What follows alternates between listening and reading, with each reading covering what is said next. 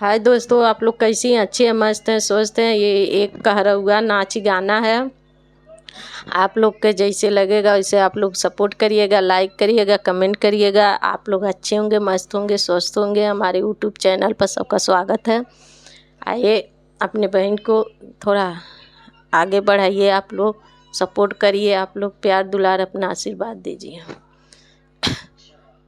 भौजी याद कर हो, भौजी याद कर वही बगिया मैंने बुलवा के बीच ने बुलवा अलाई हमें मरले रहलू हो। भौजी याद कर हो, भौजी याद कर वही बगिया मैंने बुला के बीच ने बुलवा अलाई हमें मरले रहलू हो।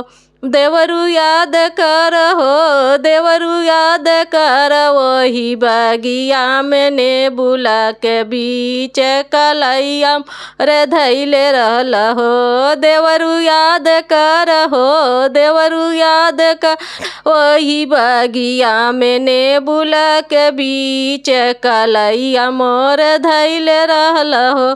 भौजी याद कर हो, भौजी याद कर वही कुआना के बीच घड़ी लवा अलाई हमें मरले रहलू हो। भौजी याद कर हो, भौजी याद कर वही कुआना पकड़िला के बीच घड़ी लवा अलाई मरले रहलू हो। देवरू याद कर हो, देवरू याद कर वही कुआना खड़ी लवा के बीच कलैया मोर धैले रहल हो। देवरू याद कर हो, देवरू याद कर वही कुआना पक घड़ी लवा के बीच कलैया मोर धैले रहल हो। जी याद कर हो, भौजी याद कर हो वही महल के बीच महलिया मरले रहलू हो। भौजी याद कर हो, भौजी याद कर वही महलिया के बीच महलिया हमें मरले रहलू हो। देवरू याद कर हो, देवरू याद कर वही महलिया के बीच कलैया रे धैले रहल हो।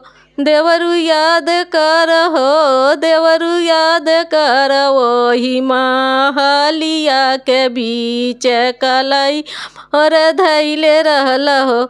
भौजी याद कर हो, भौजी याद कर वही से जरिया तकियावा चलाई हमें मरले रहलू हो। भौजी याद कर हो, भौजी याद कर वही से जिया के बीच तकिया चलाई हमें मरले रहलू हो।